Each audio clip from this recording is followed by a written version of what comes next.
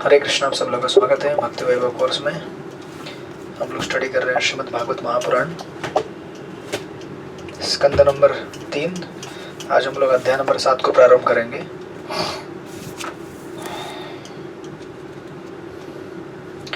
अध्याय नंबर 7 का टाइटल है विदुर द्वारा अन्य प्रश्न। इसके पहले हम लोग अध्याय नंबर 6 में विश्वरूप की सृष्टि देख चुके हैं और इसके पूर्व अध्याय नंबर 5 में मैत्रेय से विदुर की वार्ता। इसमें मैत्रेय विदुर ने जो प्रश्न पूछे थे उसमें से कुछ उत्तर छठे अध्याय में दिए गए और लास्ट का जो श्लोक था पिछले अध्याय में, छठे अध्याय में, वहाँ पे वो कहते हैं अपने अपने नियंत्रक देव सहित शब्द मन तथा अहंकार पूर्ण पुरुषोत्तम भगवान को जानने में असफल रहे हैं, अतएव हमें विवेक पूर्ण उन्हें सादर नमस्कार करना होगा।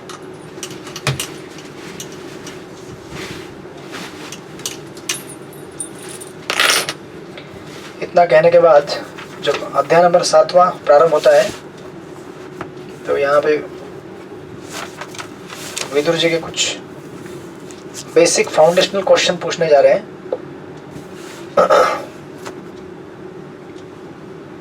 तो अध्याय नंबर 7 विदुर द्वारा अन्य प्रश्न। प्रथम श्लोक पढ़िए। प्रसन्न किशोरी माता श्लोक नंबर 1 पढ़िए। हरे कृष्णा, दंडक प्रणाम प्रभुजी। अध्याय 7 विदुरांचे प्रश्न। श्री शुक उवाच एवं ब्रुवाणं मैत्रेयं द्वैपायनसुतो बुध प्रीणयन्निव भारत्या विदुर प्रत्यभाषत। श्री शुकदेव गोस्वामी म्हणाले, हे राजन, महर्षी मैत्रेय अशा प्रकारे बोलत होते तेव्हा द्वैपायन व्यासपुत्र विद्वान विदुरांनी संतोषजनक मार्गाने विनंती करीत हा प्रश्न विचारला। हरे कृष्ण, दंडक। सुखदेव गोस्वामी इसको प्रारंभ करते हुए कहते हैं कि मैत्रेय ऋषि इस तरह से कथा कर रहे थे। तो द्वैपायन व्यास के पुत्र है ना विदुर जी, ये प्रश्न पूछते मधुर ढंग से एक अनुरोध व्यक्त किया। Right, so basically requesting. क्या रिक्वेस्ट कर रहे हैं वो? तो एक्चुअली क्या हुआ है कि पिछले अध्यायों में अगर हमने देखा भी होगा और पढ़े भी हैं अभी आप लोगों ने इन अध्यायों को, एटलीस्ट प्रश्न उत्तर के रूप में तो बाद में पढ़ेंगे जब मैं दूंगा, लेकिन हम लोगों ने विस्तार से क्रिएशन, पास्ट टाइम्स, भगवान की जो सृष्टि विषयक लीला है उनके बारे में सुना है। तो अभी विदुर जी यहाँ पे कुछ बेसिक फाउंडेशनल क्वेश्चन उनको आ रहा है, बेसिक फाउंडेशनल क्वेश्चन पूछेंगे वो और खास करके उनके प्रश्न है ईश्वर के प्रति, जीव के प्रति और भगवान के भक्ति के प्रति। ये 7वें अध्याय का कनेक्शन ये रहेगा। मतलब उन्होंने सुना सब कुछ, जीव कौन है, सृष्टि कौन है, भगवान कौन है, क्रिएशन कैसे हो रहा है, लेकिन फिर भी उनके मन में कुछ छोटी छोटी जिज्ञासाएं हैं, छोटी बड़ी जिज्ञासाएं हमारे लिए। तो इसलिए वो पूछते हैं। श्लोक नंबर 2 में पढ़िए, सृष्टिपति पर पढ़िए श्लोक नंबर 2।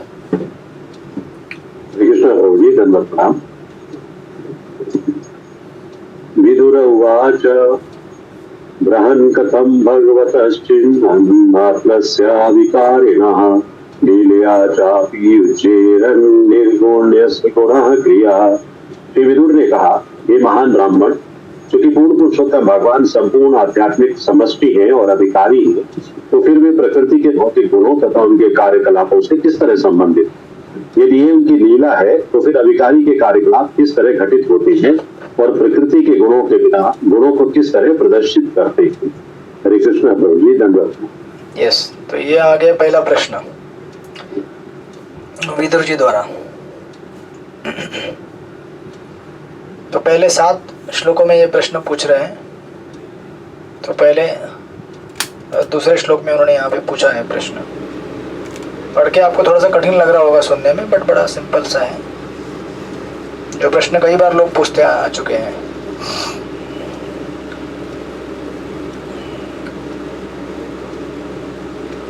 तो सृष्टि की लीला जब हुई है तो आपने देखा है कि महाविष्णु प्रधान के ऊपर अपना दृष्टिपात करते हैं, बराबर। और प्रधान से बनता है महत्त्व, राइट। और महत्त्व या फिर भौतिक प्रकृति या प्रधान के अंदर जो भौतिक प्रकृति के 3 गुण है वो निस्तेज अवस्था में है, इनएक्टिव अवस्था में।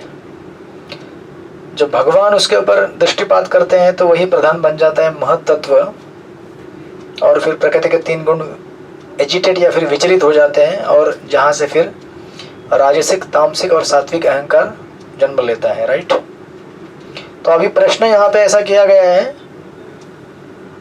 कि भगवान तो दिव्य है, राइट।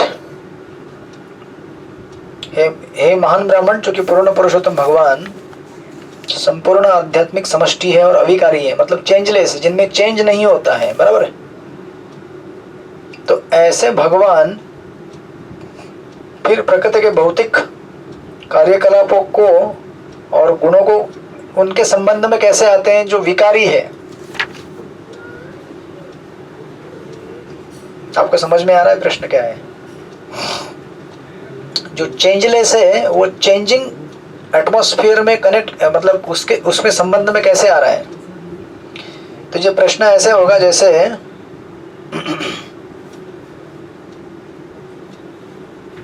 अगर समझो, इसको कैसे समझाएंगे? अच्छा, उत्तर देते समय उत्तर आएगा इसका। It is something like, Prabhupada purport में इसको समझाते तो 1-2 लाइन पढ़ेंगे, तेरा पता और क्लियर हो जाएगा। या फिर वर्ड, इसमें आपको शब्द दिखेगा, चित्त मात्रस्य पूर्ण आध्यात्मिक, जो शब्द दिया है वर्ड टू वर्ड में, अविकारिणी यानी कि अपरिवर्तित। जो पूर्ण आध्यात्मिक है, जो अपरिवर्तित है, वह ऐसे दुनिया से ऐसे संबंध में आता है जो ये जगत कैसा है, पूर्ण भौतिक है, और ये जगत क्या है, अविकारी नहीं है, बल्कि विकार होता है, यहाँ पे बदल होते रहते हैं। तो ये ऐसी दुनिया से कैसे संपर्क में आता है, ये प्रश्न है actually. It is something like saying कि आपका कभी एक पर्टिकुलर इसको कैसे समझाएंगे?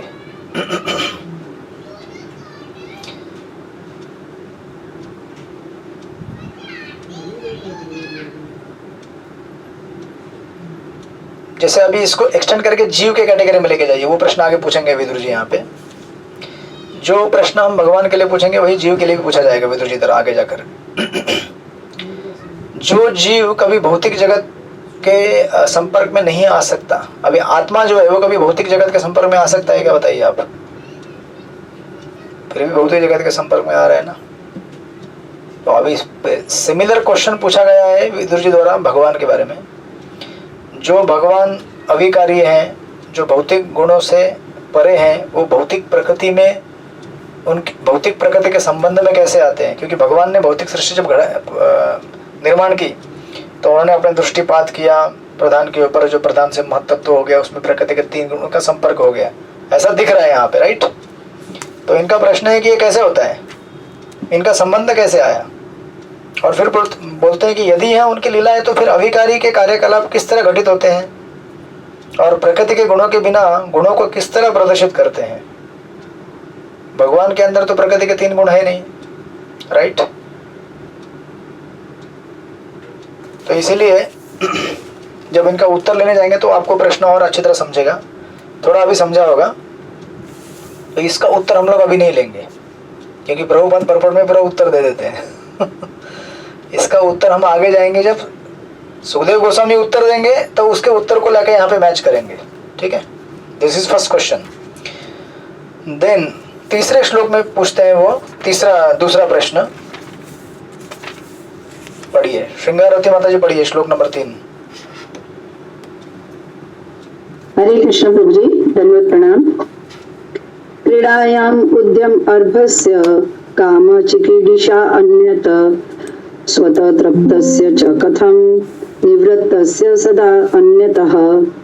बालक अन्य बालकों के साथ या विविध क्रीड़ाओं में खेलने के लिए उत्सुक रहते हैं क्योंकि वे इच्छा द्वारा प्रोत्साहित किए जाते हैं, किंतु भगवान में ऐसी इच्छा की कोई संभावना नहीं होती क्योंकि वे आत्मतुष्ट हैं और सदैव हर वस्तु से विरक्त रहते हैं।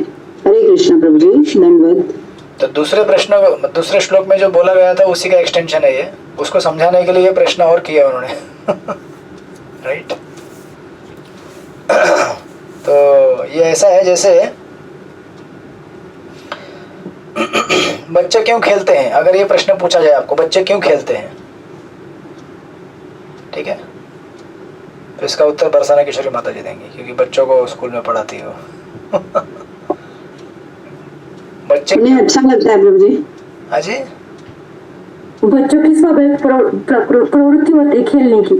ओके, नंबर 1 फास्ट आंसर दे दिया माता जी ने बहुत। तो पहला उसको कहते हैं, यहाँ पे क्या कहा गया, हाँ, बालक अन्य बालकों के साथ या विविध क्रीड़ाओं में खेलने के लिए उत्सुक रहते हैं क्योंकि वे इच्छा द्वारा प्रोत्साहित किए जाते हैं। राइट। अभी जो इच्छा है, क्या मंगल प्रभु क्या कर रहे हैं, खेल रहे हैं क्या? एक तो स्वयं प्रेरित होगा वो, क्योंकि उसको खेलने की इच्छा है। इसको इंग्लिश में कहते हैं mutual induction, right, sorry self induction. खुद से प्रेरणा लेता है कि मुझे खेलना है। क्यों खेलना है, तो अभी उसका हिस्ट्री चेक करेंगे तो पूर्व जन्म के संस्कार उसमें रहेंगे खेलने के, जो उसको प्रेरणा देते खेलो। राइट, ये पहली चीज होती है। दूसरा होता है, और क्या हो सकता है, और बताइए। पहला तो वो खुद खेलना चाहता है, और क्या हो सकता है कारण बच्चे के खेलने का? मुझे उसे अच्छा लगता है ना, दूसरे बच्चों का संग करना, उसके ही जैसे उम्र के। ओके, और तो इनडायरेक्टली दूसरों को देखकर उसको खेलने की इच्छा होती है। मतलब आपने पूरा जोड़ा नहीं, मैंने जोड़ दिया। उसको दूसरों के साथ खेलने की इच्छा होती है, because same question answer Barsana Kishori Mata ji ने कहा, खेलने की इच्छा है तो उसको अच्छा लगता है खेलना। अभी संघ में और थोड़ा अच्छा लगता है, उसका और एक्सटेंशन होगा ये। अकेले खेलने में अच्छा लगता है, लेकिन संघ में खेलने तो और अच्छा लगता है। लेकिन उसका दूसरा कारण रहेगा कि दूसरों को खेलते हुए देखकर उसको खेलने की इच्छा होती है। नहीं, अभी आप लोग अगर देखते हैं कि दूसरे लोग एकादशी में 64 माला कर रहे हैं, आपको भी लगता है करना चाहिए यार। कम से कम ट्राई करना चाहिए, जितना होगा देख लेंगे ठाकुर जी की कृपा से। या तो खुद प्रेरणा होती है कि करना चाहिए जपा, क्योंकि पहले भी प्रयास किया बहुत, जपा करना है अच्छा, लेकिन हो नहीं पाता है, तो सोचते हैं कि एकादशी का अभी टाइम, अभी करेंगे। और फिर दूसरों को देखते हैं तो लगता है अरे सब लोग अच्छी तरह कर रहे हैं, मुझे भी करना चाहिए। ये दो कारण हो सकते हैं। तो अभी अगर ये दो कारण अगर हम भगवान में लेंगे, चैंटिंग छोड़कर, चैंटिंग तो भगवान भी करते हैं, हरे कृष्ण कृष्ण कृष्ण हरे हरे, हरे राम राम राम हरे हरे। तो क्या होता है कि इसी चीज को अगर भगवान में जोड़ दिया जाए, किंतु भगवान में ऐसी इच्छा की कोई संभावना नहीं होती। क्यों नहीं होती? भगवान खेलना क्यों नहीं चाहते? क्योंकि भगवान, अच्छा खेल के हम क्या पाना चाहते हैं? खुश होना चाहते हैं ना। हम खेलते तो खुश होते हैं, अच्छा लगता है। लेकिन यहाँ पे कहा गया है कि भगवान क्या है? आत्मतुष्ट हैं। उनको खुश होने के लिए या संतुष्ट होने के लिए किसी चीज की जरूरत नहीं, क्योंकि वो अपने आप में संतुष्ट है। तो फिर उनको तो किसी खेल कूद की जरूरत है नहीं, है किसी चीज की जरूरत है नहीं। बेसिकली उनके अंदर कोई इच्छा है भी नहीं, तो फिर वो क्यों खेलेंगे? अभी खेलेंगे का अर्थ ये हुआ कि वो भौतिक सृष्टि को क्यों बनाएंगे। आप समझे कि नहीं समझे? भगवान का खेल मतलब क्या है? भौतिक सृष्टि, राइट। और सदैव वे हर वस्तु से विरक्त रहते हैं। तो एक तो पहला देखो, बच्चे खेलते हैं क्योंकि उनके अंदर कामना है, इच्छा है खेलने की। अच्छा, कामना इच्छा क्यों? क्योंकि खुश होना है, आनंद पाना है। भगवान के अंदर तो ऐसे कोई इच्छा नहीं है, कामना नहीं, क्योंकि वो पहले से आत्मतुष्ट है। तो आत्मतुष्ट है तो फिर कोई एक्स्ट्रा एंडेवर करने का जरूरत है ही नहीं कुछ पाने के लिए, अपने आप में संतुष्ट है भाई। तो बच्चों का ये उनके ऊपर लागू नहीं पड़ सकता, पहला चीज। अच्छा, दूसरा चीज, दूसरे बच्चों को देखकर इनके मन में इच्छा होती है खेलने की, ये भी संभावना है नहीं। क्योंकि आपने अगर चतुश्लोकी भागवतम में देखा होगा, पहला श्लोक, अहम एवासम एवाग्रे, इस सृष्टि के पहले कौन था? कोई नहीं था, सिर्फ मैं था, भगवान बोले, बराबर। अगर कोई था नहीं पहले, केवल भगवान थे, तो भगवान का किसी को देखने का सवाल उठता है नहीं, कोई सृष्टि लीला कर रहे हैं। जिसको देखकर उनको प्रेरणा मिले कि मैं भी सृष्टि लीला करूं। तो अभी दोनों ही मामलों में क्वेश्चन रिजॉल्व हो गया यहाँ पे। विदुर जी कह रहे हैं कि ये जो आगे दूसरे श्लोक में कहा उन्होंने कि ये भगवान इस भौतिक जगत के प्रकृति के 3 गुणों के संपर्क में आते हैं, अविकारी हैं और इनमें भौतिक गुण भी नहीं है, लेकिन ये गुणों के संपर्क में आते क्यों हैं? और खुद उत्तर भी दे रहे हैं कि जैसे बच्चों में खेलने की इच्छा होती है वैसी इच्छा तो भगवान में है नहीं, तो फिर उनका कारण क्या है इस सृष्टि को सजाने का? वैसे ही जैसे बच्चों को देखकर खेलने की इच्छा करते हैं, वैसे सृष्टि के पहले कोई था ही नहीं, तो किसी को देखने का सवाल है ही नहीं, फिर इनको प्रेरणा कहाँ से आई सृष्टि बनाने की? क्यों भौतिक जगत के गुणों के संपर्क में आते हैं? ये प्रश्न पूछा जा रहा है, राइट। और प्रॉपर परपोर्ट में लिखते भी है वो।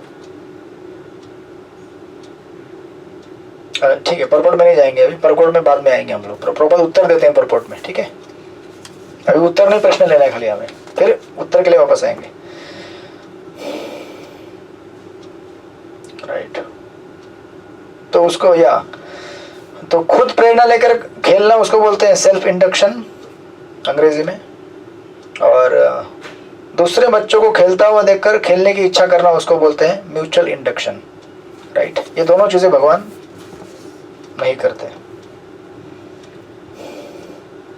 इस तरह से भगवान, जैसे श्लोक नंबर 2 में कहा गया था, ही इज चिन्ह मात्र से, यानी कि he is transcendental, sorry spiritual, and he is transcendental निर्गुण से, वो भौतिक गुणों के परे हैं।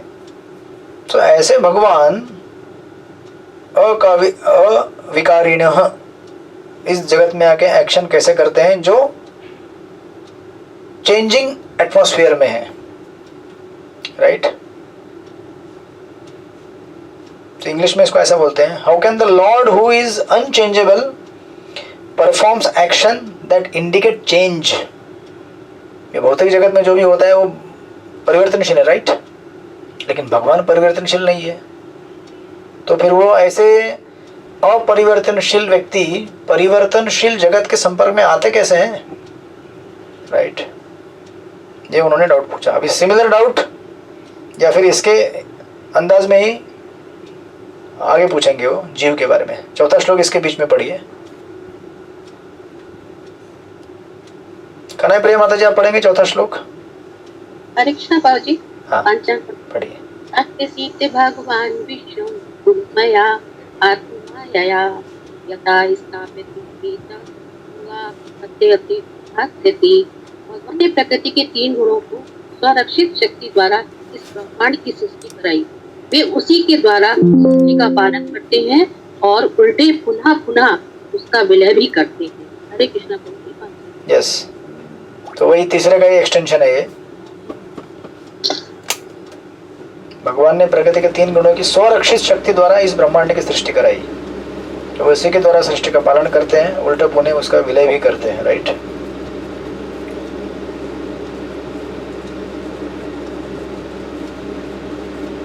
तो ये श्लोक से तो सीधे सीधे समझ में आता है कि भगवान सीधा प्रकृति के संपर्क में है, राइट।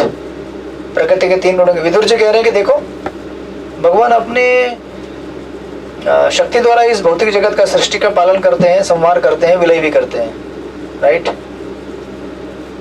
तो ये भौतिक जगत के संपर्क में आते हैं, फिर भी उनको क्या कहा जाता है? निर्गुण कहा जाता है। क्यों कहा जाता है? जो गुणों के संपर्क में आता है उसको निर्गुण क्यों कहा जाता है? भगवान को निर्गुण कहा जाता है ना। तो इट इज समथिंग लाइक, उसको अंग्रेजी में कहते हैं ऐसा एक ये कहते हैं, if someone keeps on sipping liquor, अगर कोई शराब पीता रहे,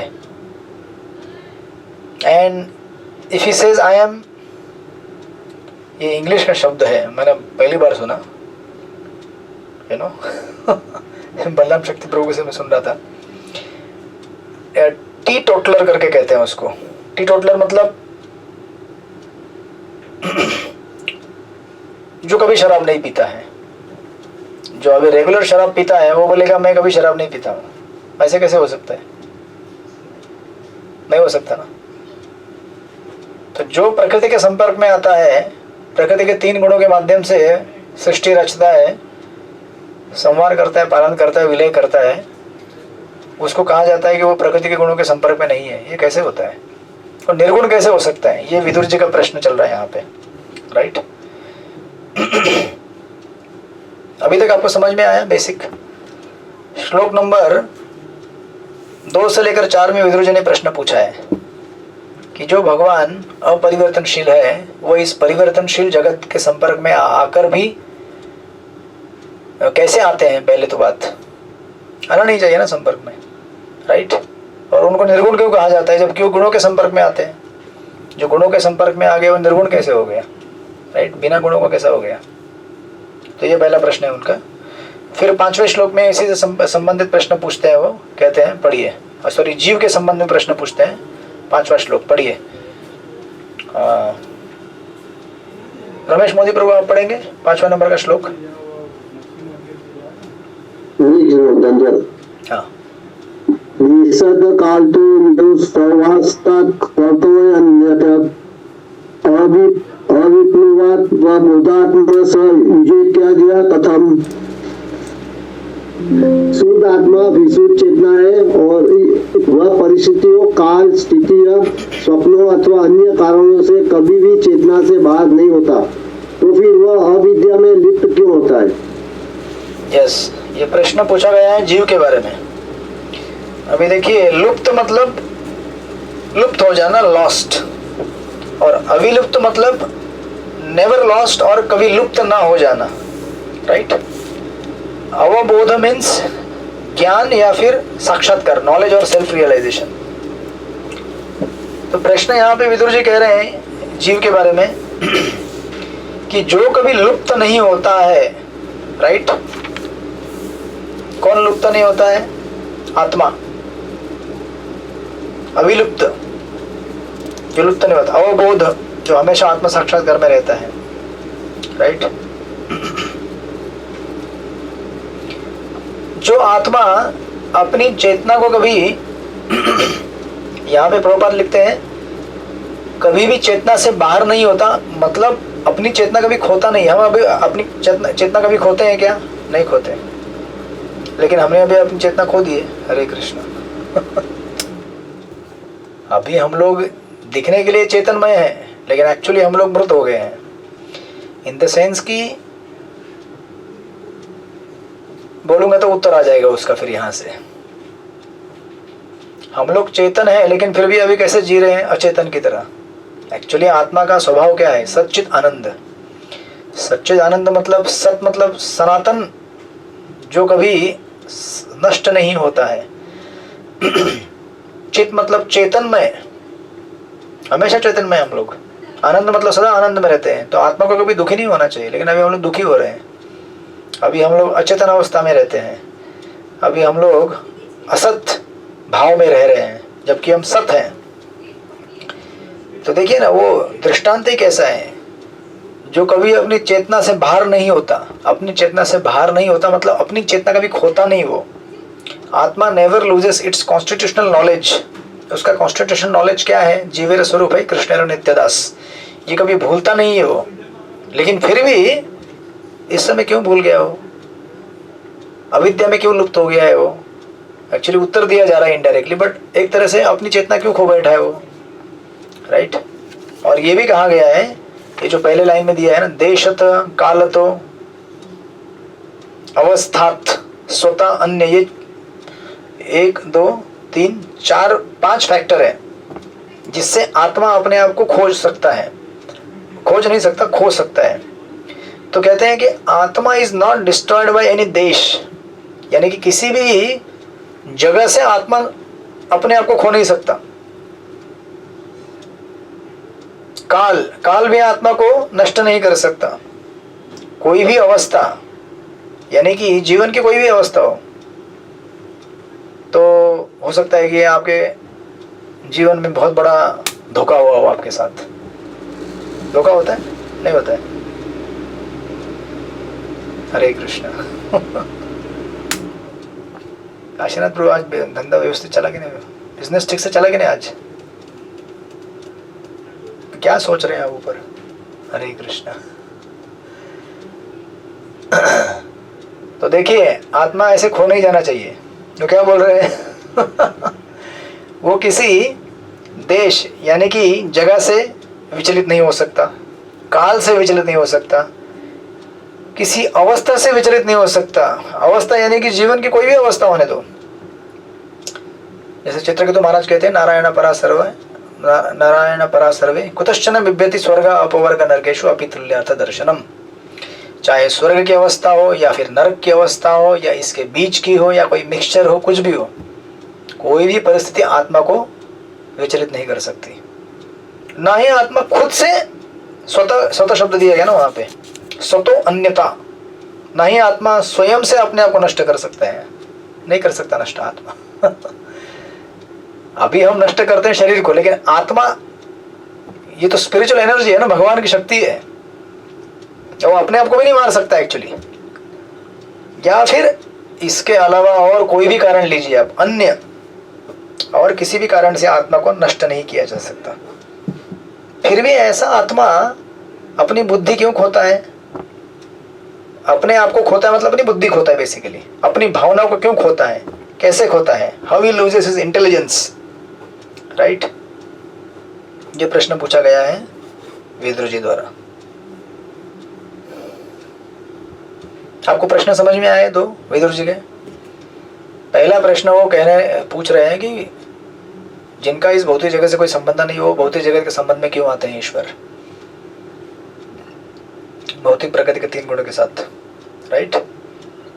और दूसरा प्रश्न उन्होंने पूछा, जो जीव जो अपनी चेतना कभी खो नहीं सकता, वो खो क्यों बैठा है अभी चेतना? जो देश, किसी काल, अवस्था या फिर खुद से या अन्य किसी भी तरह से जिसको नष्ट नहीं किया जा सकता, वो नष्ट होके क्यों बैठा है अभी? तीसरा प्रश्न अभी श्लोक नंबर कहाँ चला गया, 6 में। या हम लोग आएंगे वापस, उत्तर जब लेंगे तो पूरे तात्पर्य में आएंगे हम लोग वापस, राइट? या फिर इसमें देख सकते हैं हम लोग अभी, या आप पढ़ सकते, सिंपल है परपोर्ट।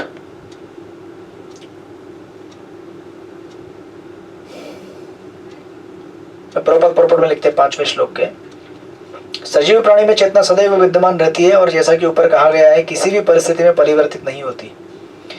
जब कोई जीवित व्यक्ति एक स्थान से दूसरे स्थान को जाता है तो वह सचेत रहता है कि उसने अपनी स्थिति बदल दी है। वह सदैव बिजली की तरह भूत, वर्तमान तथा भविष्य में विद्यमान रहता है। वह अपने भूतकाल की घटनाएं स्मरण रख सकता है और विगत अनुभवों के आधार पर अपने भविष्य के विषय में भी अनुमान लगा सकता है। वह कभी भी अपनी व्यक्तिगत पहचान नहीं भूलता, चाहे वह विकट परिस्थितियों में क्यों न फंसा हो। बराबर ना? कितना भी जीवन में कठिन परिस्थिति क्यों ना, वो नहीं बोलता है कि मैं सृष्टिपति हूँ या श्रृंगार रति हूँ या फिर चित्रालय का सखी हूँ। बोलते नहीं ना आप लोग? आप जानते हैं कि मैं वही हूँ, मैंने दीक्षा लिया है, इसके पहले मेरा ये नाम था और मैंने बैंक में इतने इतने पैसे रखे हैं और मेरा इधर इधर दुकान है, या फिर मेरी ये सेवा है, मेरे इतने बच्चे हैं और भक्ति वैभव का एग्जाम देना है मुझे, प्रश्न आए नहीं है, वो जब देंगे तब प्रश्न हम लिखेंगे। ये हम नहीं बोलते किसी भी परिस्थिति में। तो प्रभुपाद जी कह रहे हैं तो फिर जीव शुद्ध आत्मा के रूप में अपनी असली पहचान को भुलाकर पदार्थ के साथ अपनी पहचान कैसे कर सकता है, जब तक वह अपने से परे किसी वस्तु द्वारा प्रभावित ना हो। तो प्रभुपाद उत्तर देने का कोशिश कर रहे हैं, राइट? इसलिए हम लोग आगे नहीं पढ़ेंगे हम लोग वापस आएंगे उसको उत्तर पढ़ने के लिए, राइट? तो ये प्रश्न हो गया 3 प्रश्न हो गए। अभी और एक प्रश्न पूछते हैं 6ठे श्लोक में, जो कि बड़ा फेमस उत्तर है, सॉरी प्रश्न है। तो इस प्रश्न को पढ़ेंगे। सच्ची किशोरी माता जी है क्या यहाँ पे? सच्ची किशोरी माता जी आज गर्जना नहीं कर रही है ओके। पांडव सखी माता हरे कृष्णा। हाँ। हरे कृष्णा, दंडवत प्रणाम। भगवान एक एवेश सर्व क्षेत्रेषु अवस्थिता अमुष्य दुर्भगत्वं वा क्लेश वा कर्म भी कुतः। भगवान परमात्मा के रूप में हर जीव के हृदय में स्थित रहते हैं, तो फिर जीवों के कर्मों से दुर्भाग्य तथा कष्ट क्यों प्रतिफलित होते हैं? हरे कृष्णा प्रभु जी, दंडवत प्रणाम। हरे कृष्णा। गर्जना हो गई आखिर तो अभी देखिए, ये आपको प्रश्न समझ में आया? ये कॉमनली पूछा जाता है प्रश्न।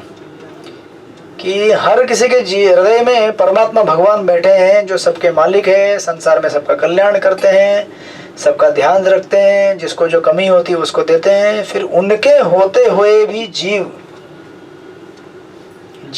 फिर जीवों के कर्मों से दुर्भाग्य तथा कष्ट क्यों उसे मिलता रहता है?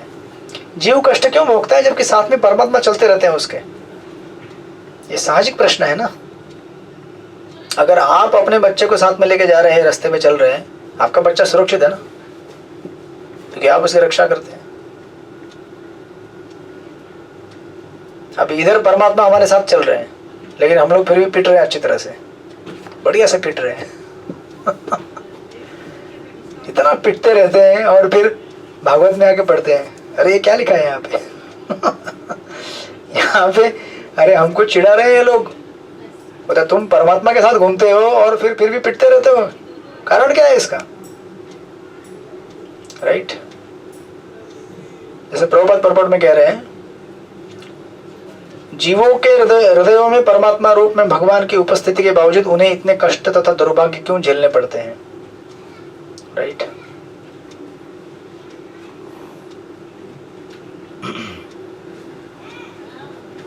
जैसे आगे आगे जाकर प्रभुपाद लिखते हैं, राज्य का कोई नागरिक राज्य अधिकारी के पर्याप्त निरीक्षण के अभाव में कष्ट में रह सकता है। बराबर। अगर समझो इस देश का राजा ही नहीं है तो प्रजा बेचारी दुखी है और कष्ट झेल रही है कि हमारा राजा ही नहीं है, हमारा ध्यान कौन रखेगा। लेकिन अगर राजा हो, प्रभुपाद लिखते हैं, किंतु यह कैसे संभव है कि राज्य के मुखिया के स्वयं उपस्थित रहने पर एक नागरिक अन्य नागरिकों द्वारा पीड़ित हो? जैसे कभी कभी आप बोलते हैं ना, ये माताजी मुझे इतना गाली दे रही है पिछले 1 महीने से, क्यों दे रही है? भगवान देख नहीं रहे क्या? और सामने वाली बोलती है भगवान तेरे को बराबर देखेंगे। हम सोचते हैं भगवान देख ही तो रहे हैं ना, पिट रहा हूं बेचारा मैं, क्यों हो रहा है ऐसा? भगवान देख रहे और मैं पिटते जा रहा हूं। राइट। ऐसा तो ये प्रश्न है। राइट। उत्तर हम बाद में लेंगे, या फिर आगे प्रभुपाद कहते हैं और एक जगह पे, भगवान हर जीव के पिता तथा रक्षक हैं और वे भूत अर्थात जीवों के पालक कहलाते हैं। तो फिर जीवों को इतना कष्ट तथा दुर्भाग्य क्यों भोगने पड़ते हैं? ऐसा नहीं होना चाहिए कि तो वास्तव में हम देखते कि सर्वत्र यही हो रहा है। अतः विदुर ने इस प्रश्न का समाधान चाहा। राइट। फिर आगे 7वें श्लोक में कहते हैं, पढ़िए, वेंकटेश अवतार प्रभु है यहाँ पे। हरे कृष्ण प्रभु जी। हाँ, 7वां श्लोक पढ़िए।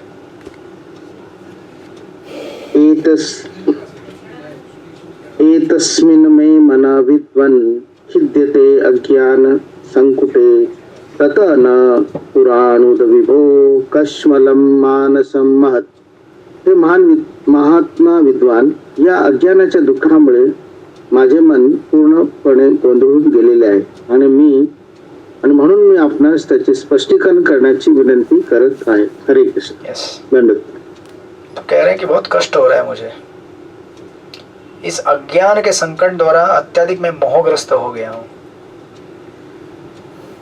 प्रभुपाद परपट में लिखते हैं, ऐसा मानसिक मोह जैसा कि यहाँ पर विदुर द्वारा प्रस्तुत किया गया है कुछ जीवों के साथ घटित होता है, किंतु हर एक के साथ नहीं।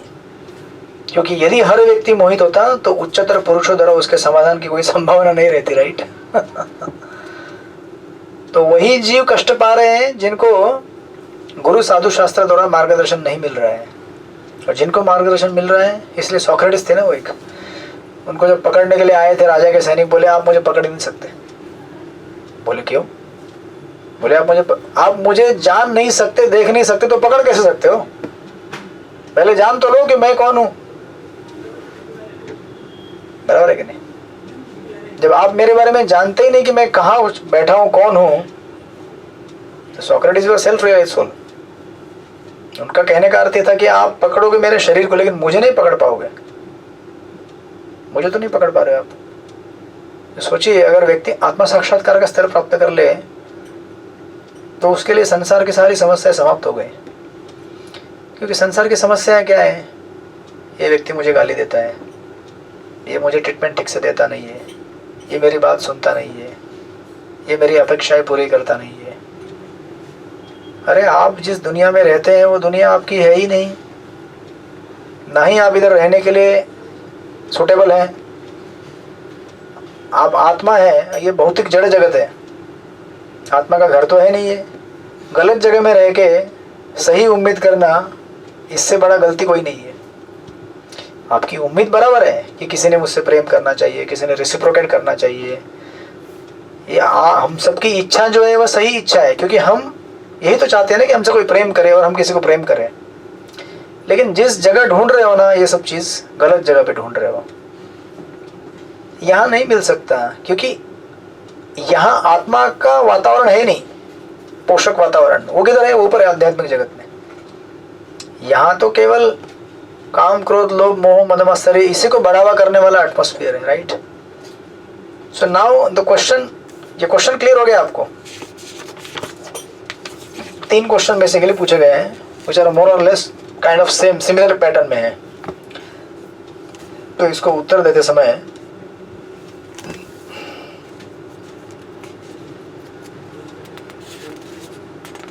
सुखदेव गोस्वामी फिर टेक ओवर करते हैं 8वें श्लोक में, और काइंड ऑफ शॉक पढ़िए। सृष्टिपति प्रभु, सॉरी विमल मधु माता जी है क्या यहाँ पे? हरे कृष्णा प्रभु जी, प्रणाम। पुस्तक है माता जी आपके पास? हाँ जी, हाँ जी, हाँ जी। पढ़िए, श्लोक नंबर 8 पढ़िए।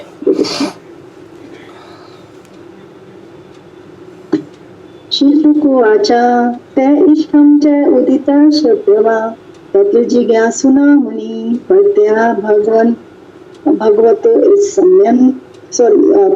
भगवचिता सम्यन इव गत समय। श्री सुखदेव गोस्वामी ने कहा, हे राजन, इस तरह जिज्ञासु विदुर द्वारा विशुद्ध किए गए मैत्रेय सर्वप्रथम आश्चर्यचकित प्रतीत हुए, किंतु इसके बाद उन्होंने बिना किसी हिचक के उन्हें उत्तर दिया, क्योंकि वे पूर्ण रूपे ईश भावना भावी थे। हरे कृष्णा प्रभु जी। यस, तो सुखदेव गोस्वामी कहते हैं कि मैत्रेय ऋषि तो शॉक हो गए, बोले इतने लंबा चौड़ा प्रवचन किया सृष्टि विषयक लीला सुनाई, ईश्वर के बारे में सुनाया, सब कुछ बताया, लेकिन आपका प्रश्न तो बहुत बेसिक प्रश्न है, आपको समझ में नहीं आया। लेकिन फिर ईश्वर भावना भावी देने की प्रार्थना करने लगे भगवान से। इसका अर्थ यह भी होता है भगवत भावना में बन गए और भगवान से प्रार्थना करके। इसलिए देखिए प्रॉपर में प्रॉपर लिखते हैं, क्योंकि महामुनि मैत्रेय ईश्वर भावना भावित थे, अतएव विदुर द्वारा पूछे गए ऐसे परस्पर विरोधी प्रश्नों से उनके आश्चर्यचकित होने का कोई कारण न था। इसलिए भक्त रूप में ऊपर से आश्चर्य व्यक्त करते हुए भी मानव ये यह न जानते हो कि इन प्रश्नों का उत्तर कैसे दिया जाए, वे तुरंत पूर्णतया स्थिर चित्त हो गए और उचित रीति से विदुर को उत्तर देने लगे। यस्मिन् विज्ञाते सर्वम एवं विज्ञातम भवन्ति। जो भी व्यक्ति भगवत भक्त होता है वह कुछ हद तक भगवान के विषय में जानता है, और भगवत भक्ति उसे भगवत कृपा से हर बात को समझने में समर्थ बनाती है। यद्यपि भक्त ऊपर से अपने को अज्ञानी व्यक्त करता है, किंतु वह प्रत्येक जटिल विषय का पूर्ण ज्ञान रखता है, right. So that is the power of being Krishna conscious. इसलिए कभी कभी भक्तगण क्लास खत्म होने बोले, एनी क्वेश्चन, बोलो क्या प्रश्न पूछना है, कोई भी पूछो, क्योंकि भक्त इतने समर्थ बन जाते हैं और साथ में उनमें इतनी नम्रता होती है। अगर कोई प्रश्न का उत्तर नहीं आया तो भी वो बोलते हैं पूछ के बताएंगे आपको।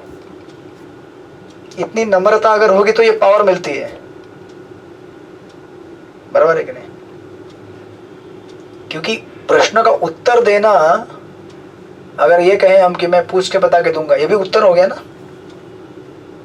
और फिर रेफरेंस देखकर चेक करके आके दे सकते हैं उत्तर। मतलब कृष्ण भावना के क्षेत्र में ऐसा कोई जगह बचता नहीं जहां पे आप कहेंगे कि मुझे मालूम नहीं है, मुझे नहीं मालूम है, फिर भी मालूम करके बताऊंगा, ये भी मालूम करने जैसा ही हो गया ना। मतलब मुझे मालूम है, इस समय एक्सेसिबल नहीं है मेरे को ये, बट 10 मिनट दीजिए, मैं एक्सेस करके I will come back to you. ये कैसे होता है? क्योंकि उसके अंदर इतनी नम्रता आ गई कि बोल सकता है कि मुझे अभी इस समय मालूम नहीं है। बोलना बड़ी चीज़ होती है।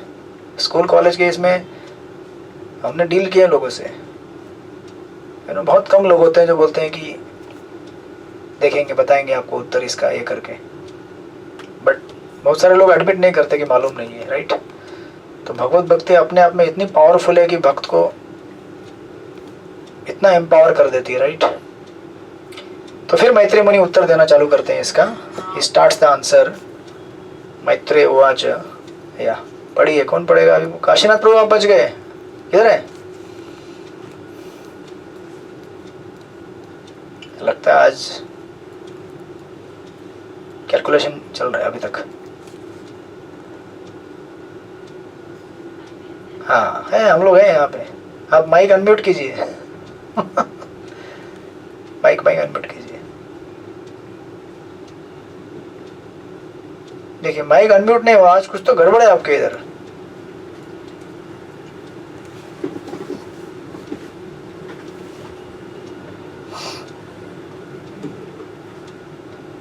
ठीक है, कोई बात नहीं, अगला प्रश्न आएगा, टेंशन मत लीजिए। पांडु सखी माता जी हैं?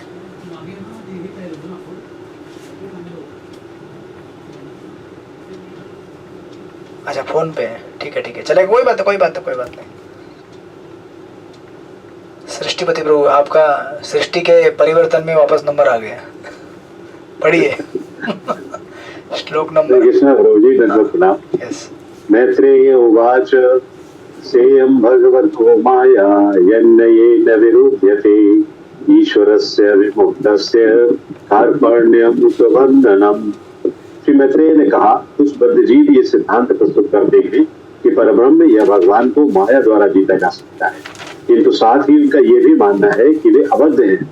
ये समस्त तर्क के विपरीत है। Hare Krishna Prabhu ji. Yes, so now starts the little complication. थोड़ा सा, ज़्यादा नहीं, थोड़ा सा हल्का सा। मैत्रेय मुनि कहते हैं कुछ बद्ध जीव, कुछ, सब नहीं, यह सिद्धांत प्रस्तुत करते हैं कि परब्रह्म या भगवान को माया द्वारा जीता जा सकता है, राइट। किंतु साथ में उनका यह भी मानना है कि वे अबद्ध है, राइट। यह समस्त तर्क के विपरीत है। यह मैत्रेय मुनि उत्तर देते समय कह रहे हैं। सो नाउ अगर आप इसमें देखेंगे वर्ड टू वर्ड में, तो एक शब्द वहां पे दिया गया है यत नयन करके, राइट। यत नयन सा इयं भागवत माया यत नयन। यत नयन यानी कि ये जो भगवान की माया है उसको हम लॉजिक, नयन यानी कि तर्क, न्याय शास्त्र बोलते हैं उसको बेसिकली। भगवान या भगवान की माया को हम तर्क से नहीं समझ सकते, right. This Maya can't be understood by logic. या फिर उसी का विरुद्धते, आगे शब्द दिया है यत नयन विरुद्धते, तीनों को जोड़कर अगर मिलेंगे तो आप, राइट। माया को या फिर भगवान को हम लॉजिक से नहीं समझ सकते, पहली बात। उसके बाद अगर आप देखेंगे शब्द से यम भगवतो मीन्स, तो आपने ये शब्द जीव गोस्वामी के व्याख्या में सुना होगा। भग मतलब possessor, one who possesses, right. इसलिए भगवान को भगवान कहा जाता है जो क्वालिटी पजेस करते हैं, राइट।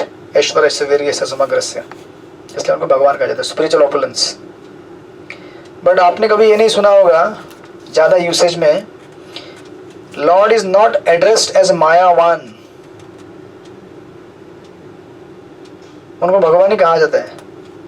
मायावान इसलिए नहीं कहा जाता,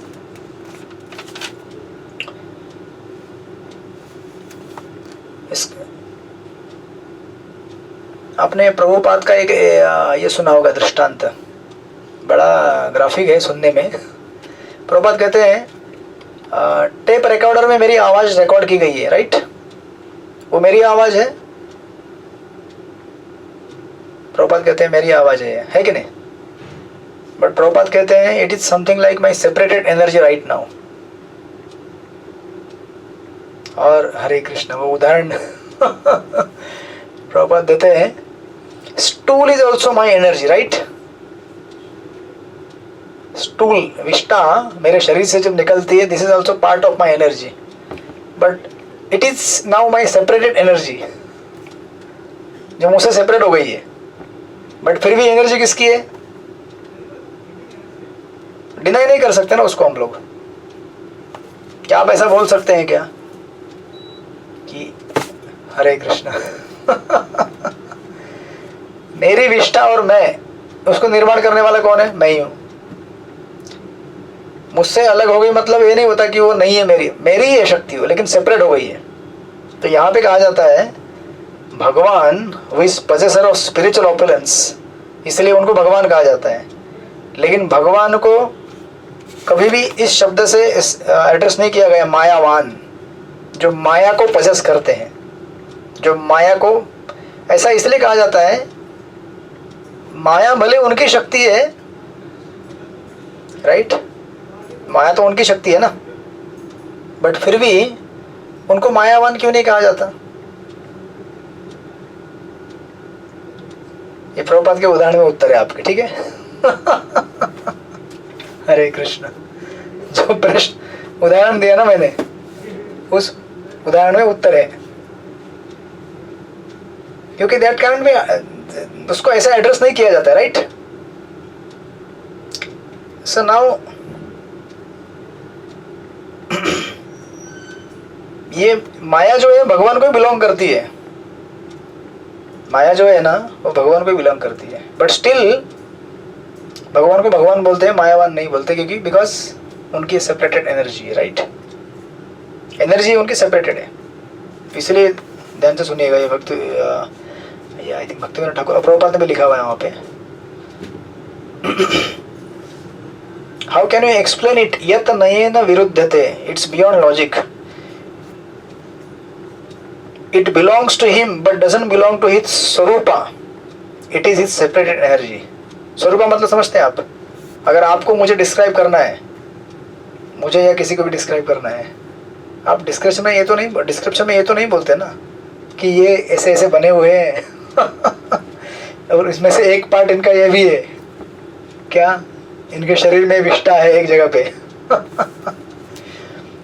सी ट्राई टू अंडरस्टैंड कि ये भगवान की शक्ति होते हुए भी भगवान की शक्ति करके ऐसा डायरेक्टली नहीं बोल रहे, बोले सेपरेटेड एनर्जी है। और इसीलिए ये जो शब्द यहाँ पे इस्तेमाल किया गया ना, कहाँ पे गया वो, क्या सेयम भगवतो माया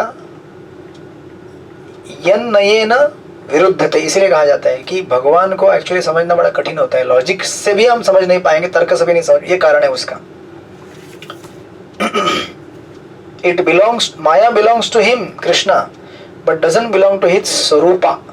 स्वरूप यानी कि उनका जब स्वरूप का वर्णन करने आएंगे हम, तो आपको कहीं दिखा नहीं होगा कि माया उनकी मतलब वर्णन में आपको ये नहीं दिखेगा कि उनका, जैसे आप उदाहरण को समझ लीजिए जैसे स्टूल सेपरेटेड एनर्जी है, वो आपके डिस्क्रिप्शन में नहीं आएगा कि उनका ये शरीर का पार्ट है और ये ऐसे ऐसे, राइट। इसलिए कहते हैं and this is the cause of कार्पण्य उपबंधनम। कार्पण्य उपबंधन मतलब क्या? ये समस्त तर्क के विपरीत है, मतलब just by logic you can not understand. आपको पार्ट ऑफ द आंसर मिल गया यहां तक कि भगवान भौतिक जगत के संपर्क में एक्चुअली आते ही नहीं है, राइट। और ऑफ कोर्स इसके लिए दूसरे आंसर्स भी हैं, जैसे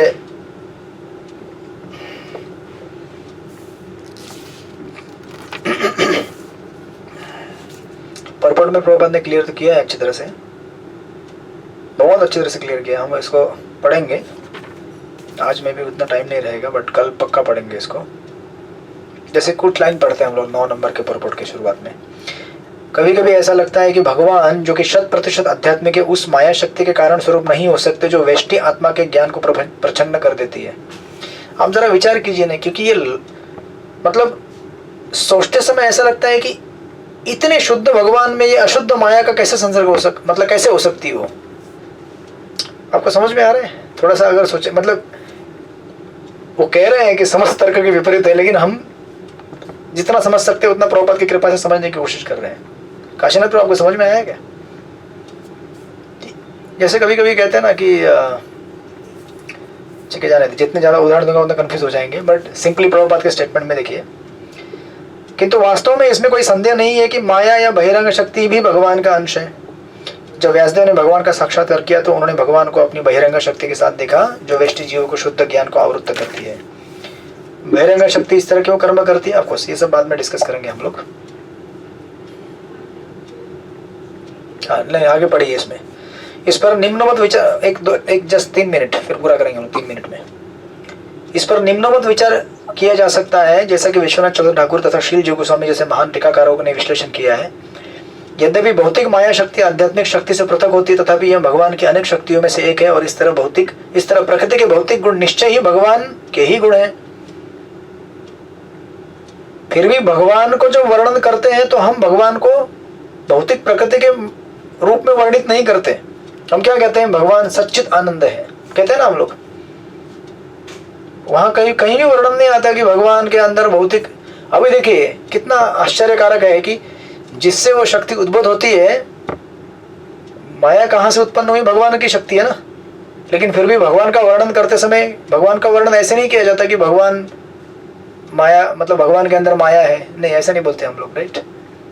तो भगवान के अंदर सच्चिदानंद गुण है, सत चित आनंद। जबकि भौतिक जगत जड़ जगत क्या है, अचित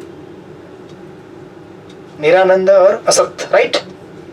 हम ये तो नहीं बोलते ना भगवान अचित असत और निरानंद है, नहीं, भगवान सच्चिदानंदी है। तो ये आप हमेशा इसके साथ जोड़ के देखिएगा, वही सेपरेटेड एनर्जी है लेकिन सेपरेटेड एनर्जी है, वो सेपरेट करके रखा है उन्होंने, राइट। इसलिए यहाँ पे कहते हो यद्यपि ऐसी शक्ति भगवान के साथ एकाकार रहती है। देखिए वापस उन्होंने क्रिएट किया है, जैसे स्टूल हमारे बॉडी में रहता है ना, हरे कृष्ण स्टूल हमारे बॉडी में मतलब हम उसके साथ ही रहते हैं और हमारा ही है वो सब कुछ।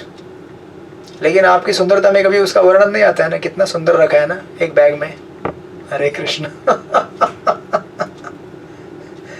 एक्चुअली देखा जाए तो बैग में लेके चल रहे हैं ना हम लोग साथ में साइड में, राइट। देखिए यद्यपि ऐसी शक्ति भगवान के साथ एकाकार रहती है किंतु वे इससे कभी भी वशीभूत नहीं होते। फिर आगे उत्तर आना चालू हो जाएगा कि किस तरह से जीव वशीभूत होते हैं, and then so and so and सो।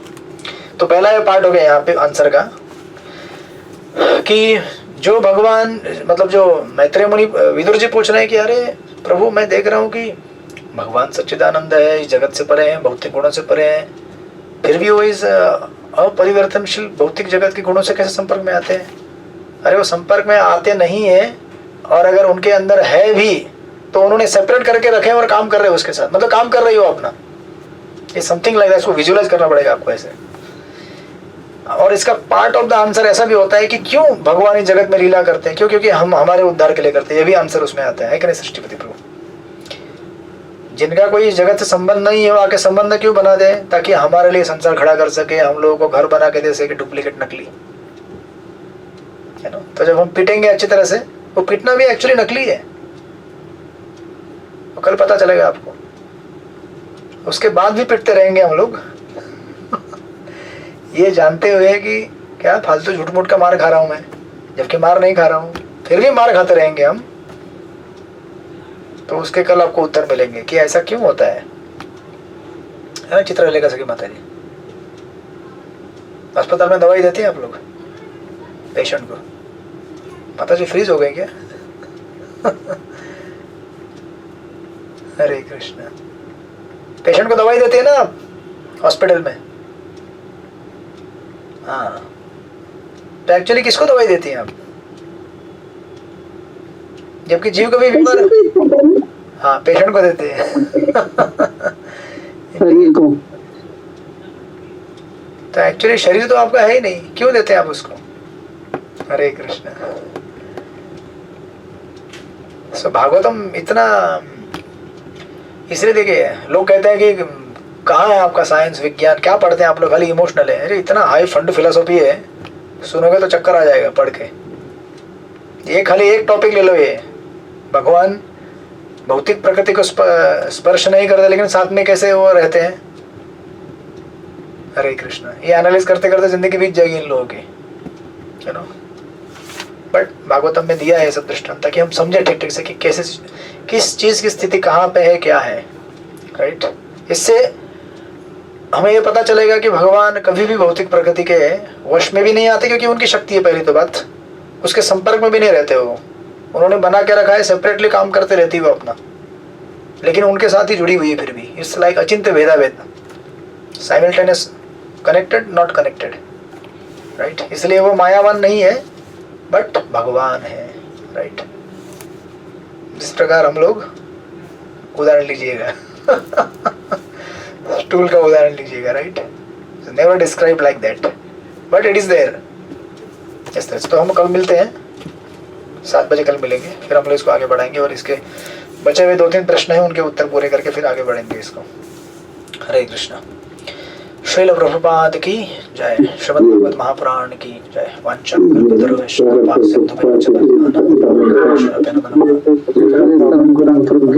अनंत कोटि वैष्णव वृंद की जय। श्रील प्रभुपाद की जय। हरे कृष्णा हरे कृष्णा हरे कृष्णा हरे कृष्णा हरे कृष्णा।